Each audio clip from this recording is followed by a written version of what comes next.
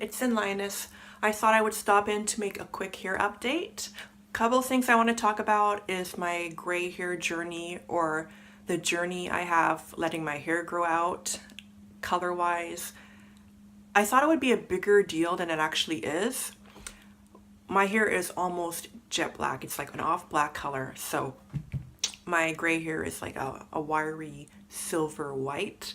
And before, when it used to start to grow in all around the hairline, because that's where it mostly grows, it was really noticeable, and people would like point it out all the time. But I've been growing it out for a few months now, and what I realized right away is that the longer it grew, the less it stuck out. So I don't even know if I can show you, because like most of my gray hairs, they're like this long now. I got my hair retwisted the other day, so it's even less noticeable because it's been like twisted into my roots. But before, when they were all sticking up and curly and spiky, you used to be able to see that I had a lot of gray hair growing in, and now it's not so noticeable, which makes me feel bad about coloring it all the time and thinking it was a really big deal when it basically isn't. So that's been going really well. As far as my retwist goes, I did switch from palm rolling to interlocking a little while back. It's not something that I recommend for everyone, but my hair is pretty inconsistent.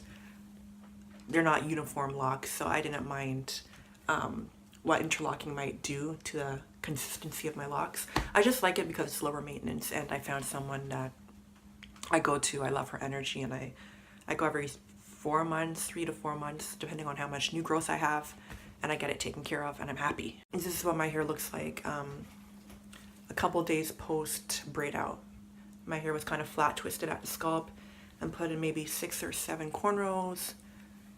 It looks like this. I'm going to try to give you a 360. I don't know if you can see where my hair hits, but like that.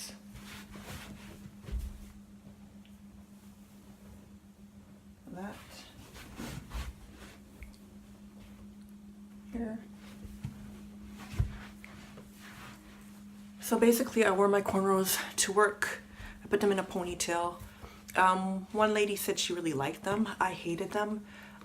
I noticed whenever I two-strand twist my locks or I braid them for braid out, I'm waiting for the effect, the waves that come when I take them out, but rocking the actual twist or braids, I don't like it. I feel different. I feel like they're not cute.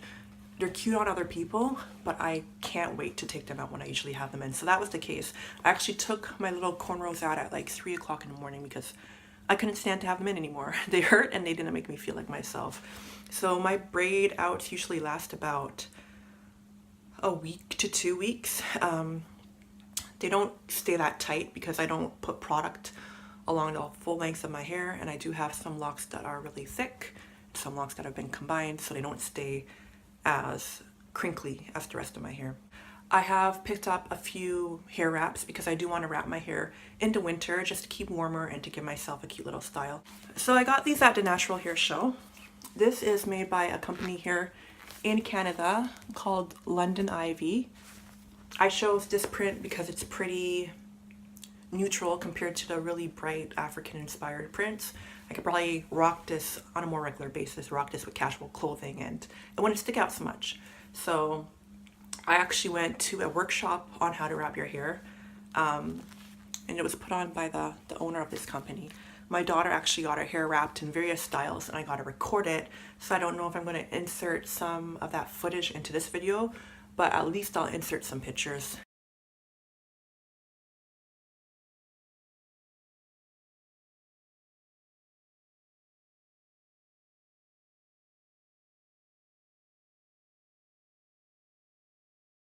Because there were some really cute wrap styles. So this is London Ivy's latest, I guess it's called a business card. It comes with the wrap, so when you flip it over on the back, if you don't know how to tie your hair or you want a simple refresher, it has little diagrams for the step-by-step tutorials.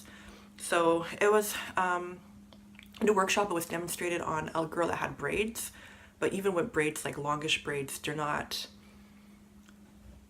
gonna be as thick as some people that have really thick hair or really thick locks. I don't know if you've seen my hair in a ponytail. I can put it back in a ponytail pretty easily.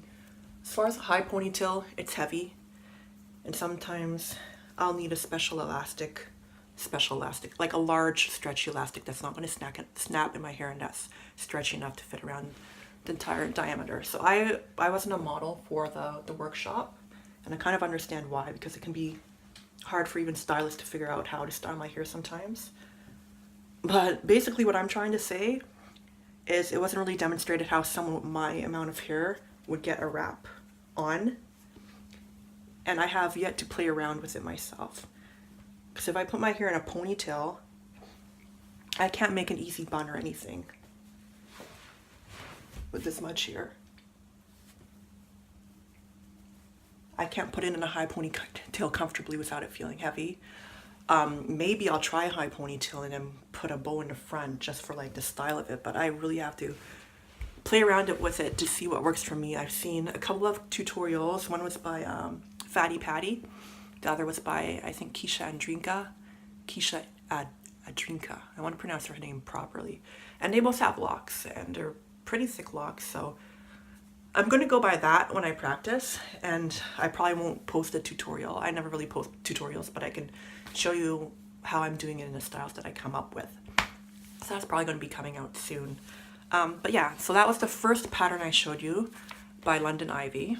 I can even put a link to her website down below. This other one's for a company I've never really heard of, Stella African. I also got this at the Natural Hair Show in Toronto a couple weeks ago. This print is not as bright and yellow and orange and, you know, like bold, like sunshine colors as the other African prints.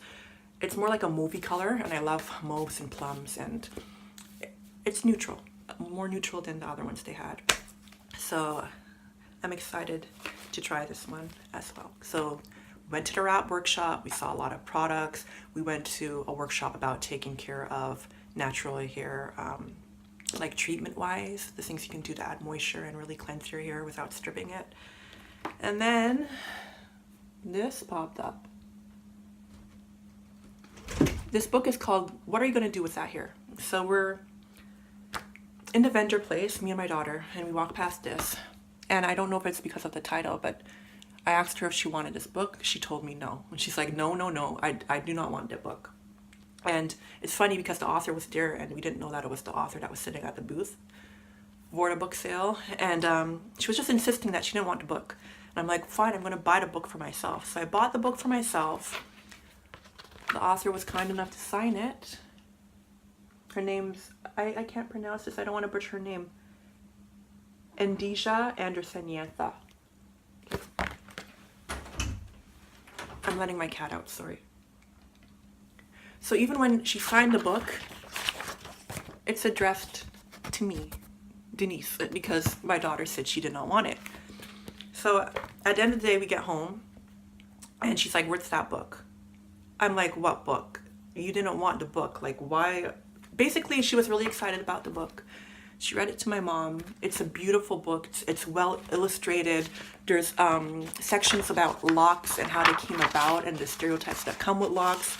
There's sections about like colonialism and ancient Africa, and it's beautifully illustrated. It's well worded. It's like, I briefly flipped through the book when I was there, and I didn't realize it was on this level.